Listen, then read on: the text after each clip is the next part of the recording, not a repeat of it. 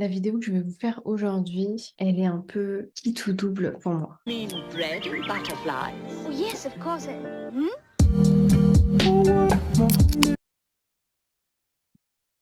Salut à tous, c'est Aude, j'espère que vous allez bien. Et aujourd'hui, on se retrouve pour une vidéo où je remets mon business en question. Je vous explique un petit peu la réflexion qu'il y a eu derrière tout ça. Pour vous dire, j'ai même des notes avec moi et tout. Je suis prête à vous faire cette vidéo. Je pense que c'est déjà complètement normal de remettre son business en question. Je pense que on passe tous par là. Ça fait un petit peu partie du cycle de l'entrepreneur. J'en parle souvent. On a des périodes euphoriques de lancement où on a envie de faire plein de choses. On va avoir des périodes de stabilisation où c'est beaucoup plus calme. On met des choses en place, on analyse et on a également des périodes de déclin.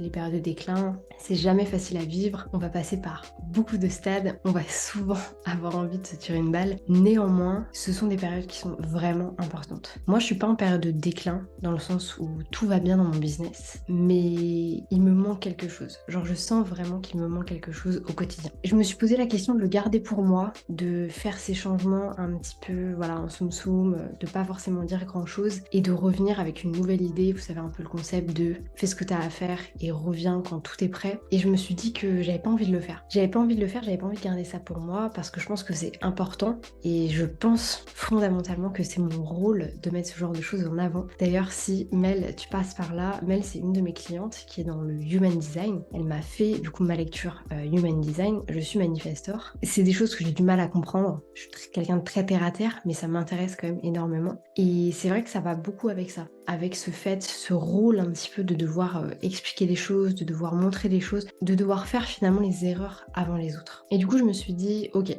je vais tout leur partager parce que ça va autant m'aider que ça va les aider eux. Et du coup, je trouve ça intéressant. Comment est-ce que j'en suis un petit peu arrivée à ce stade-là? Déjà, tout simplement, j'analyse beaucoup tout ce que je fais. Et en ce moment, comme je suis en train de créer une formation sur la partie business plan, donc toute la partie financière, et que je suis en train de finir ma formation sur le développement d'entreprise, c'est vrai que je teste en fait ce que je mets en place pour moi-même. Et du coup, je fais beaucoup d'analyses, je regarde beaucoup ce que je fais beaucoup de bilans émotionnels, humains, ce genre de choses. Et en fait, c'est venu de 3 grosses raisons. La première, ce sont mes stats.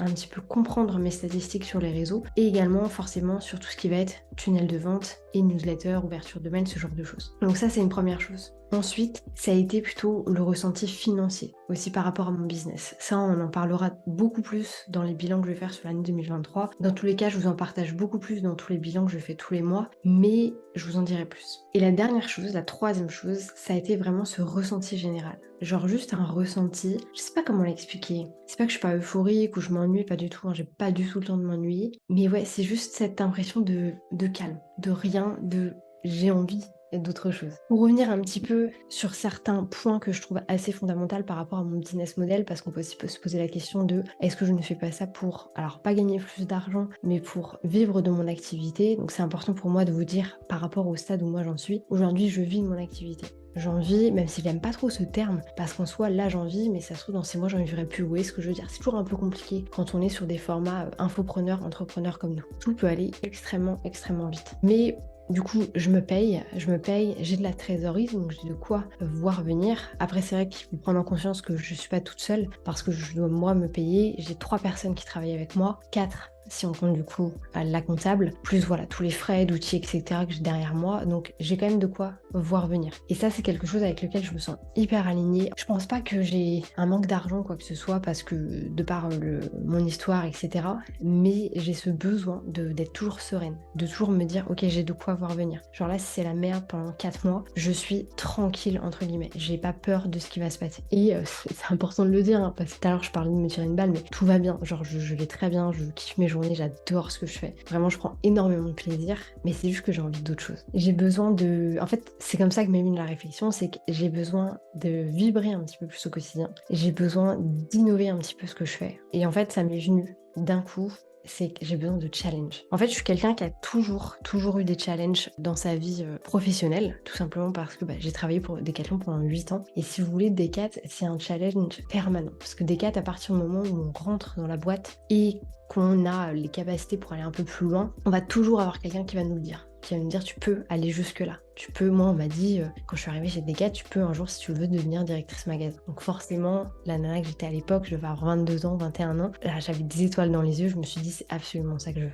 Et du coup, avec Decathlon, c'est vrai que j'ai toujours eu un challenge permanent tous les ans. C'est-à-dire que sur 8 ans, j'ai eu je crois 7 métiers. Donc j'ai changé de poste hyper souvent. J'ai fait beaucoup de choses. J'ai commencé en tant que stagiaire. D'ailleurs pour la petite anecdote, trop trip. C'est pas que j'ai mal réagi, mais j'aurais pu réagir autrement. J'ai recroisé la semaine dernière Constance qui ne passera jamais par ici, qui regarde pas mes vidéos YouTube. Mais Constance, c'est la personne qui m'a pris en stage en 2013, en 2012, je sais plus, pour rentrer chez Decathlon. C'est elle qui m'a donné ma première opportunité. Sans elle, je n'en serais pas là aujourd'hui. Et je sais qu'il faut pas dire ça de oui, machin, tu dois ta carrière que toi-même. Non, parce que c'est elle qui m'a donné ma première chance de rentrer chez Decathlon. Donc bref, je rentre chez Decathlon, je suis stagiaire. De stagiaire, je passe à contrat étudiant. De contrat étudiant, je suis mutée en Angleterre, je deviens responsable de rayon. De responsable de rayon, je passe à responsable d'exploitation, c'est tout ce qui est la sécurité, les stocks, etc. De responsable d'exploitation, je passe à directrice magasin, donc j'ouvre mon propre magasin de zéro, c'est-à-dire qu'on m'a donné une boîte avec des murs gris, j'ai dû en faire un Décathlon, enfin expérience fantastique de chez fantastique. C'est à ce moment-là que je suis devenue entrepreneur très concrètement parce que c'était une expérience entrepreneur. Je partais de rien, il fallait que je crée tout, c'était fantastique. De là, je suis mutée en Thaïlande pour du coup gérer une partie du stock, des démarches, je ne m'attendrai pas là-dessus, pour du coup la Thaïlande. Et ensuite, pour ma dernière expérience, je deviens donc responsable d'achat pour la marque Domios, encore pour la Thaïlande. Pourquoi est-ce que je vous dis ça? C'est pour vous montrer à quel point ces 8 ans de ma vie ont été un challenge, mais permanent. Je n'ai fait que ça. En fait, tous les ans, presque tous les ans, j'ai changé de métier. Et c'est fantastique et franchement, je suis trop contente et ça m'a fait une expérience de dingue. Mais du coup, là, j'ai cette impression de ok, mais du coup, c'est quoi le next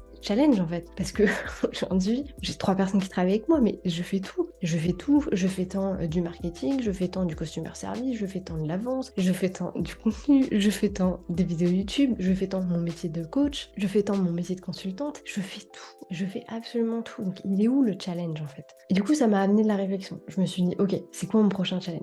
Est-ce que c'est un projet? Est-ce que c'est un aspect financier? Et du coup, j'ai fait la corrélation un peu avec les deux. Je me suis dit oui, la synergie peut-être plutôt. Je me suis dit, ok, c'est un peu les deux. C'est qu'il faut que tu aies un projet et il faut que ce soit en lien avec ton côté financier. Comme je vous disais, j'ai fait mon analyse. J'ai analysé en réalité 2022 et 2023 pour voir un petit peu près par rapport à mon business model, qu'est-ce qui avait évolué, quelles étaient un petit peu les répercussions. Et je me suis dit que là, si j'avais envie d'avancer financièrement parlant, donc de passer un certain cap financier, il faut que je parle au présent, il faut que je change mon business model. C'est pas, je peux plus faire ce que je fais aujourd'hui, c'est juste pas possible, de par tout simplement de l'activité en fait que j'ai.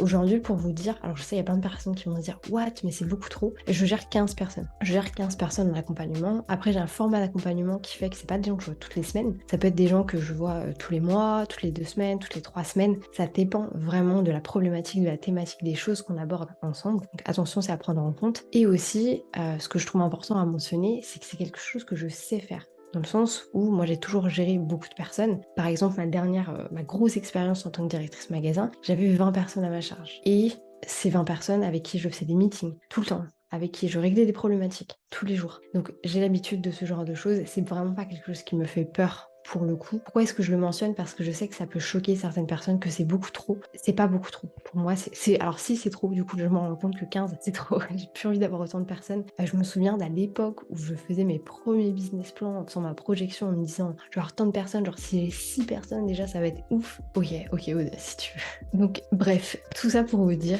que 2024, les enfants, on change mon business model. Et on change pas que mon business model parce qu'on va également changer le vôtre. Pourquoi est-ce que je vous dis ça? Parce que j'ai envie de vous montrer les étapes un petit peu. Je vais vous refaire un épisode dans tous les cas, vraiment focus sur mon évolution en tant qu'entrepreneur. Là, je vous ai parlé un petit peu de mon expérience avec Decathlon. Je vais aussi vous faire un épisode où je vais vous expliquer tout ce que j'ai mis en place dans mon business en 2021, en 2022 et en 2023. Et ensuite, on va voir ensemble comment est-ce qu'on va pouvoir scaler et changer mon business modèle. Je vous annonce du coup officiellement que c'est la nouvelle série qui démarre en 2024. Je remets mon business en question où on va passer ensemble par toutes les étapes. Tout ce que je vais devoir faire, je vais le faire avec vous. On va vraiment découvrir absolument tout ça ensemble. Que ce soit mes doutes, mes galères, mes victoires. Peut-être pas vous montrer quand je suis en train de pleurer parce que on est quand même sur internet. Mais je vais vous montrer comment est-ce que je vais mettre ça en place, comment est-ce que je prends des décisions, pourquoi est-ce que je décide aussi de faire certaines choses et pas forcément d'autres. On va peut-être analyser les business models de d'autres petits cocos qui sont autour de nous parce que je pense que ça peut être également une super expérience. Bref, je vous propose qu'on démarre 2024 sur les chapeaux de roue et qu'on se retrouve donc tous les mardis à 11h pour cette nouvelle série. Moi je vous laisse là-dessus, n'hésitez pas à me dire votre feedback dans les commentaires. D'ailleurs si vous n'êtes pas inscrit à la chaîne, n'hésitez pas à vous abonner, vous êtes plus de 60% à regarder les vidéos sans être abonné, donc n'hésitez pas à le faire. Et moi je vous retrouve la semaine prochaine ou peut-être la semaine d'après avec le premier épisode de cette série. Je vous souhaite une bonne journée, une bonne matinée, une bonne soirée et je vous dis à bientôt pour une nouvelle vidéo.